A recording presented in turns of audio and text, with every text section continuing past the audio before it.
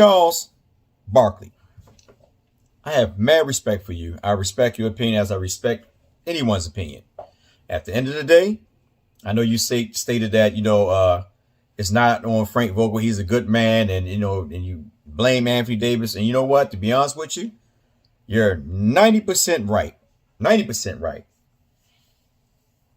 At the end of the day, it's not up to the players to make the certain rotations to put out there on the court, to not pay attention to when a team goes on a 8 or a 10-0 run and you do not you call a timeout, but you don't make no adjustments. You just call a timeout just to talk to the guys and put the same individuals out there that are getting blown out to put them back on the court instead of making adjustments within your player rotation to put players on there that's going to stop the bleeding according to whatever player or individual that's burning the crap out of us. Also making adjustments on your defense. I understand that you like to run zone defense, and I'm talking to Frank Vogel right now because I know Charles Barkley got your big support, but I'm letting Frank, at the end of the day, I'm talking to Charles Barkley. Should I say, y'all confusing me, okay? I'm getting on Charles Barkley, and I'm talking about Charles Barkley about Vogel, okay? And also on top of that, when you see that at the end of the day, certain individuals are not playing to their potential, you decide to keep them in there because they're star status. No,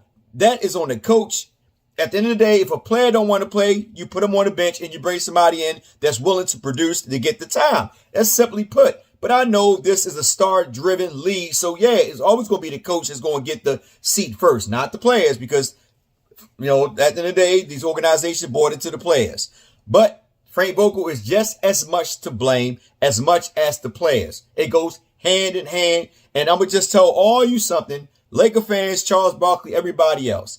Let's be honest. Let's be real. Frank Vogel is not getting fired. Why? Because Frank Vogel is protected by the Rambis, who are good friends to Jeannie Buss. That's the reason why he's there. They're the ones that went to Jeannie Buss and told Jeannie, hey, look, bring Frank here because LeBron and his crew or his circle wanted Jason Kidd. That's why Jason Kidd was the assistant coach under Frank Vogel. It was like a mutual respect between Jeannie Buss and her camp and LeBron and his camp. But when Jason Kidd seen an opportunity to get a coaching position that was available this season, he got up out of there because he seen that Frank Vogel wasn't going nowhere. That's the whole thing in a nutshell, because it's almost similar to how it was in Cleveland. What's his name? David Batch or David, what I think his name, David Batch.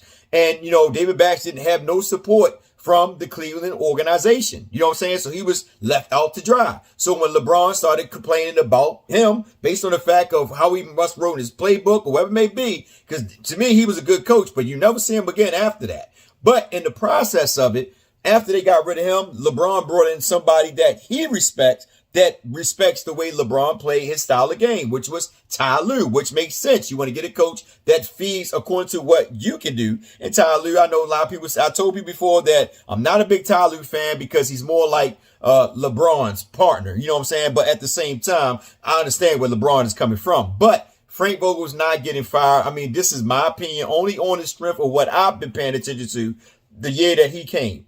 You know what I'm saying? So in reality of it, Jeannie Buss and them looking at it, they know that a lot of this have to do with LeBron and them. So Frank Vogel, as long as he do his right as a coach and they get far, if they get far, you know what I'm saying? Listen, the thing about it, they're not going to fire him in the regular season.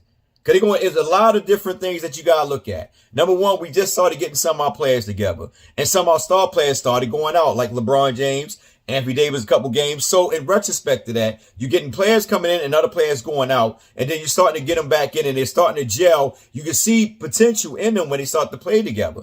At the end of the day, everybody got buy into it. Not just, the coach, but also the players. The players got to play defense, and they play defense when they want to play defense. And that's why I believe at the end of the day, the Lakers roster need a mixture of young players with some of these older players. The only one that go full speed 24/7 is Westbrook.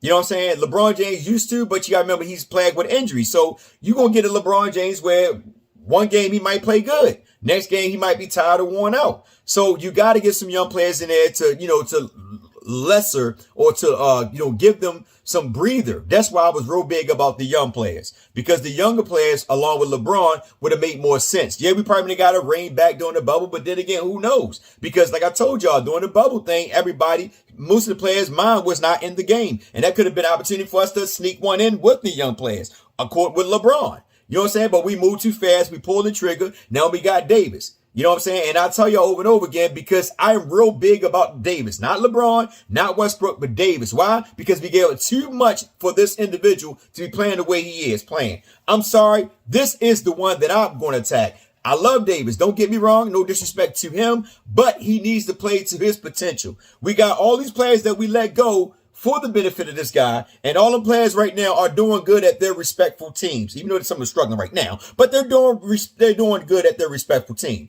Anthony Davis got to step up.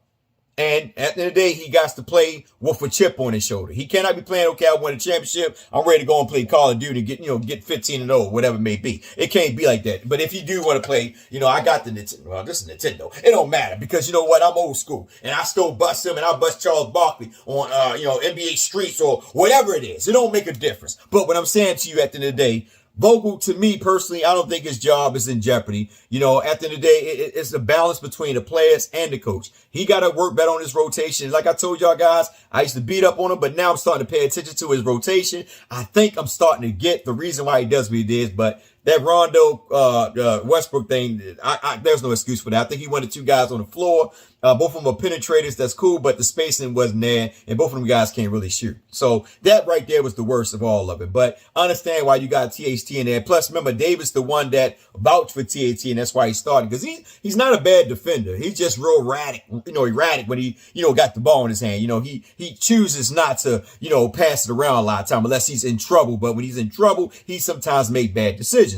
But you as a coach can't coach that. That's individual right there. LeBron, when he makes a pass and he throws it out of bounds, or he goes for a layup, that's not the coach right there. Westbrook, when he's doing 110 miles and running like NWA, doing his thing, and he falls or turn the ball over, somebody strip him. That's not the coach right there. Davis, when you as the coach telling him get down the middle and bang bodies and guys dumping all on him, just doing whatever they want to him. Hey, just doing whatever they want. That's not the coach right there. That's the players. So you can't get mad at the coach for the things that the players are doing on the court. The coach, only thing he pay attention to is what?